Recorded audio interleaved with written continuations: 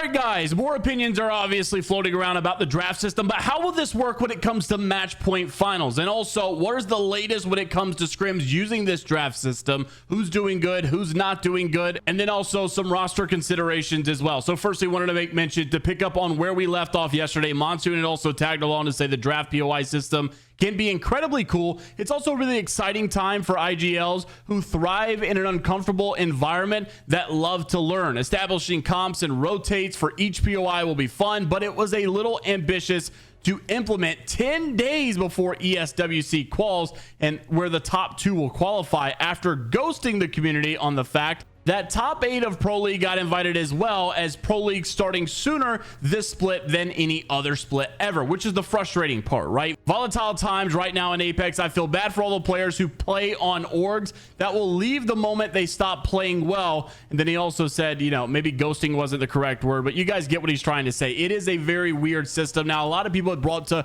Reddit, on the competitive Apex Reddit thread, how is this going to work when it comes to match point finals? And I think it's a fair point to make here. He says, I'm all for this new draft system, and I think it will greatly improve the game. But what happens when it comes to match point? Does a team with a good seeding on the last day get the unfair advantage, or do we just go back to the old system? Or what about doing the advantages, right? Like if you come out of the winner's bracket and you're looking very strong, instead of getting 10 advancement points, maybe you get the #1 seed and it goes throughout the top 10, but then how do you do the bottom 10? Obviously there's a lot of discrepancies here, right? You know, we're trying to figure out what's going on. Well, the rumor, according to the comments, is that the seeds would basically be, rumor is that seed 1 gets to pick one all the way through 20, and the POIs in the pool, and there will just simply be no snake draft when it comes to match points. So it's like snake draft throughout the, you know, the year, whatever, the pro league and the matches. But when it comes to match point, it's not a snake draft. It's just as simple as rumors are going to be that in that seed 1 through 20 will get pick 1 through 20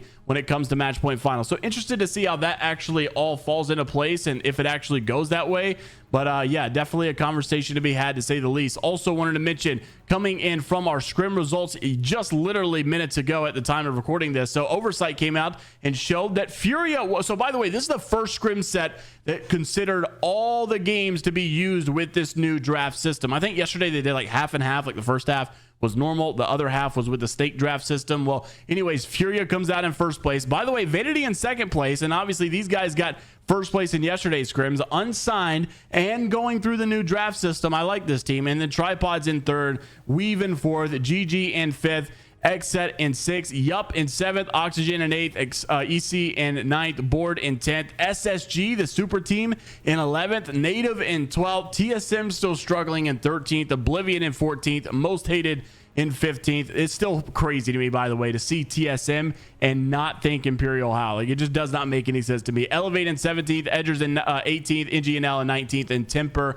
in 20th place. Now, this was also another team and roster to consider here. So Yup is a team that we've been following. This was also, and Snip3down was playing with Zen and then Asivian and Snip3down. Now it's Duplex filling in for, you know, where Snip3down was. We'll get into the latest with Snip3down in just a second, but we also had Furious coach J-Bo to come out to say placement compared to the POI of every team from North American scrims last night. So as you can see here, you have, you know, Furia obviously first place, right? So these guys were landing over here near Siphon, and then you've also got them landing over at the Mill. And now, how exactly, you know, big of a deal are these POIs when it comes to this? Like, are we actually seeing the pattern we thought we were going to see? So yeah, I mean, to some degree, SkyWest and Trials is a very strong POI. GG's in 5th. I guess it makes sense. Mirage, though, like landing at Mirage, I guess is a little weird when you're not combining it with staging and you're not combining it with Lava Fisher. But third place here for the Tripods, landing at Mirage. So yeah, I mean, I guess there is something to say, like, hey, maybe it's not all what it's made out to be. And then you've also got, look at this, Lightning Rod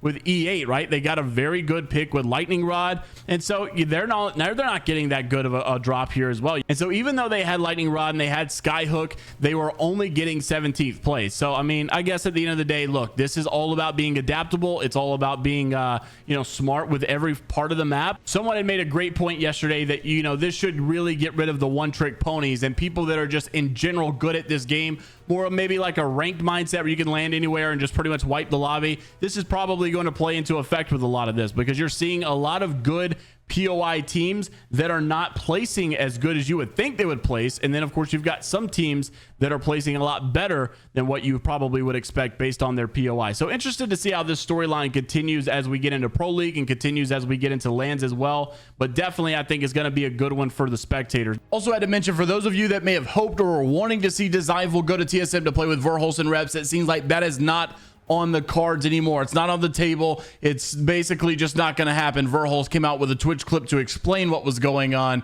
and here's what he had to say. Chat, I just got a news to say, by the way, that Dezign is done trialing. He's probably staying with DSG, so Dezign is no longer an option. Have to find somebody else.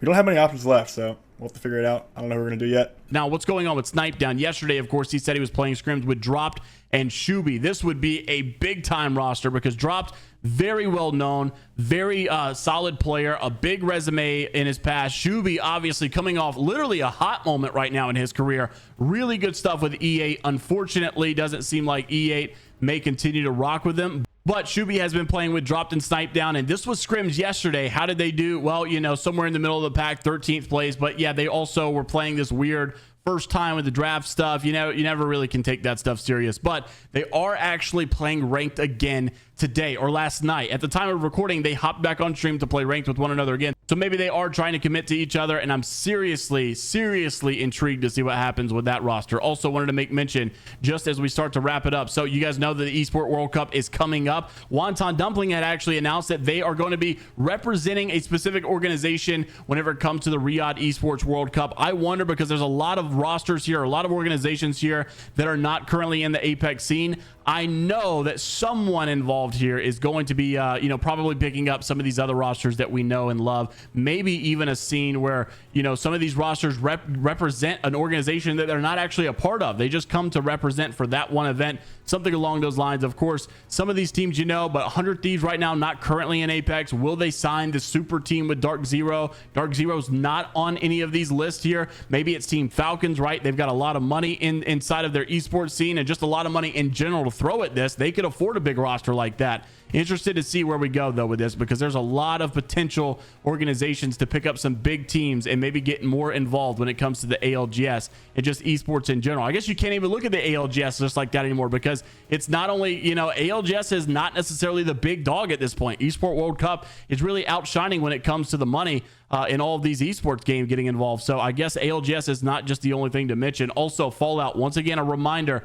the roster lock dates are approaching. So this Thursday was the World Cup qualifier lock. So that was today. So by the time you're watching the video, those rosters have already solidified. So that's probably why you're seeing Snip3down play with Shuby and Drop. That's probably why you see teams trying to commit to each other very early, because those rosters got locked today. It's going to get real awkward if you lock with a roster now that you're not going to try to commit to inside of the Pro League as well. So I would imagine that you're probably going to see some early rosters commit a little bit more premature because of that going on. So rosters locked yesterday for the Esport World Cup. Then you're going to have rosters locked in about 2 weeks time for Split 2 Pro League to come back as well. Interested to see what you guys have to say down in the comment section below. Also, what do you guys think about the Havoc not getting a nerf? Apex got an update yesterday. Many people thought the Havoc would get nerfed. It did not get nerfed. What guns do you think need to be in the meta for ALGS? And until the next time, we'll see you all later, Gators.